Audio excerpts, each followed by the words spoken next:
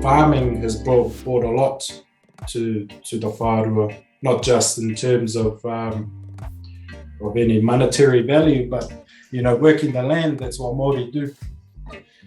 They live to sustain themselves, and that te tawakaitea is just an extension of the way that our people look after themselves.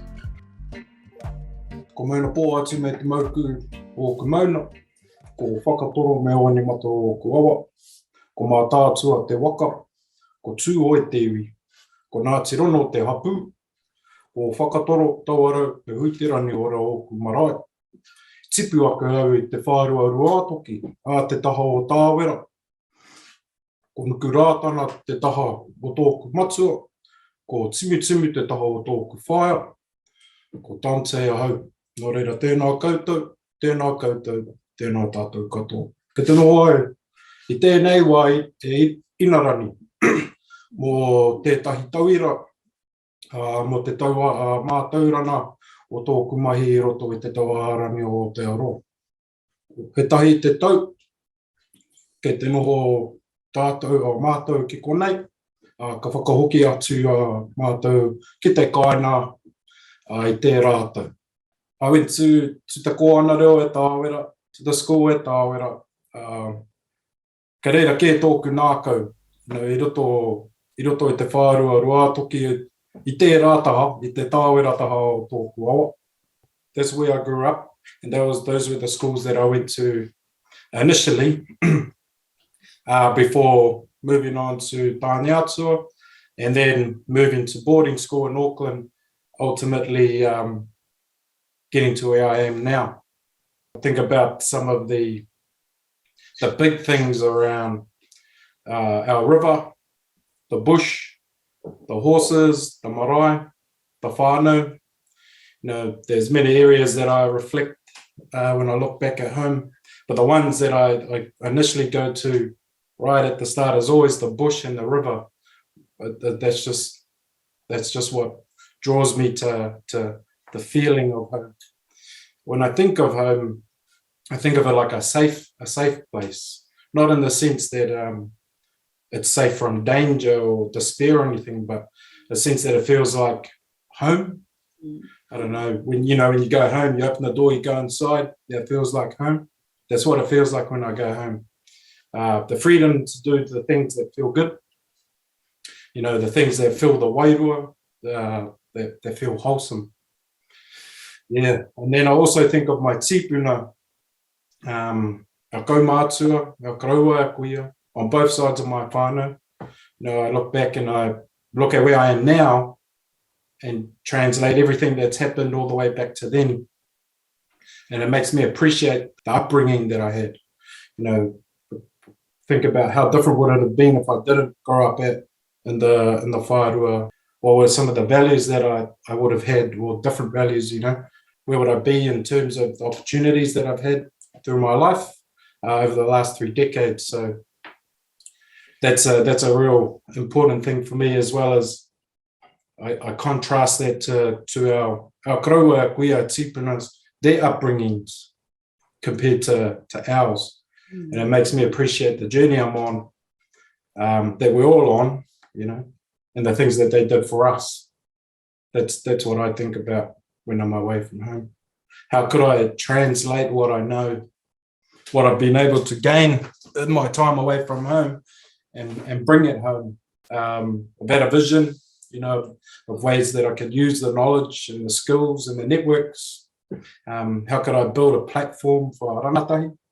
Ultimately, there's various things that the Armed Forces has given me, which I can put through all sorts of avenues for rangatahi. But ultimately, I just want to be able to help out where I can, build confidence, build their skills, but also just give them an opportunity to have their own sense of purpose. And however they do that, if that can be something that we could utilize within te tawakaiti, I think that's already happening. I think this is a massive part of that. And I will, as much as I want to be a part of that journey, I feel like it'll just slot in wherever I can as best as possible. So leaf blossoms, you put that leg over and slide down. Are you hooked on? Humility, it's a big one, I think, and that comes directly from our kuia, our karaua. Can think of many stories that we would hear from other people about our karaua. Koroheri, for example, is the ultimate humble soldier, humble karaua, humble tanata. We would hear more about the things that he did for the whānau, for the whārua, and then for his brothers overseas, that we'd never hear from him. You know, that was just a symbol of the person that he was, but the strength that he had. I think humility builds respect, but also is a sign of a good character.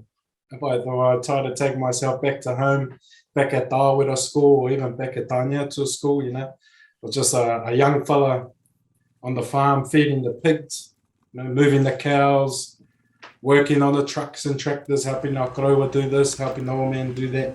I never thought anybody, or that would happen to me. However, when I was in the Air Force, I did see this opportunity come up, and I worked hard and I planned my career to align with it. But that took 10 years to do. But I was fortunate that it worked out, you know. All best plans can go ahead, but it doesn't necessarily work out. Just I'm very lucky to be in this position. I think we get that from our karaua, our kuia, about hard work. They either need to be done, or because you stick to what you need to do and you go for it. That's what I was brought up with, and that's what inspires and guides me to wherever I'm going.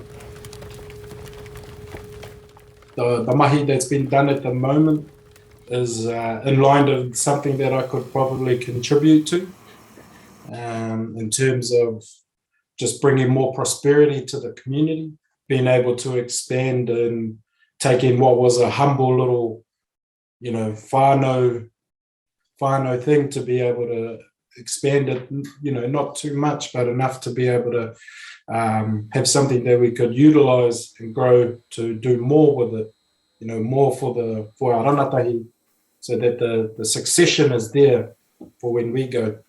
In my capacity coming home, I still got a lot of work to do for where I am, but when I do come home, I look to be able to integrate what I do have in the same capacity, and whether that's depends on the vision of Te Tawakaiti. My vision is to obviously use these skill sets and these connections that I have to build leaders, to build thinkers, but also to help them pave a pathway so that they can move to those places, but also acknowledging that you're building that mauri, I guess their nākau in them, so that they know that where home is, because there's no point in building people up to send them away if they don't come back. I think our karaua from both sides would be the same. So, koro timu te oke, taurua timu, mani timu, harenuku rātana, koroheri. I think it was a natural thing that would have happened, me joining up in this way. Fifth generation. When I was about 10 years old, though, I remember koroheri. He wasn't a man for many words, but I distinctly remember him telling us, well, there was a few of us, our cousins were standing there and we were talking. I think we would ask him about the war, but he wouldn't tell, he wouldn't ever speak of it. Where he said, don't join the army, it's no good. All you do is kill people. There was a bit of a harsh moment as kids, but you think about it now, you go, wow. But that was an image from his time with the 2 Mori Battalion, image that he didn't want any of his mokos to have. A little bit different now, but I to this day I remember, and I won't join the army. Air Force is good enough, but I wanted to acknowledge and honour what our karaua said to us back then, along with a lot of things that he said to us, like not doing this and not doing that, and whacking our asses on our way back from the creek because we were jumped in the creek at 6 o'clock in the morning and we might catch the flu because we were trying to catch eels or something, you know. He was a hard man, but he was a very clever man. I remember that. Well, I'm not said about investing in farming. He was a pinnacle for all Māori, but also, you know, significantly a Māori of Tūoi, and the influence that he had on, you know, all of our karaua, Moai, Tapo, Koroheri, which is why his name is reflected on the tipuna whare at Whakatoro. That farming has brought a lot to the whārua, not just in terms of any monetary value, but, you know, working the land. That's what Māori do. They live to sustain themselves, and that Te Tawakaiti is just an extension of the way that our people look after themselves. So as long as we can continuing that pathway in whatever means, you know, continuing that kōrero, that mahi that they gave to us, that taona that they gave to us, the better we will be. Just speaking of our ranatahi or our kids, you know, when we have our kids and we consider when we'll bring them home or what we will do, you know, I think it's important that our tamariki at least get a taste or have the same opportunities that we did to connect with our whānau, our marae, our whenua. Too often I've seen a lot of our whānau, you know, my cousins or uncles and the like, that don't get enough, they don't know enough of where they're from. Or even some of my mates in the Defence Force who are from other iwi, you know, they don't know enough about where they come from or who they represent.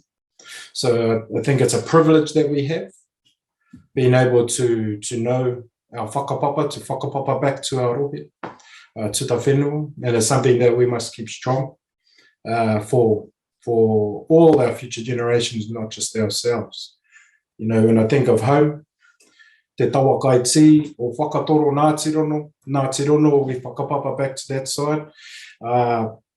We used to live up at the mission house with our karaua, go to Sunday school at the church at Tawarau, all of that. You know, it's a special place, that place. I'm lucky to be able to return home as often as I do.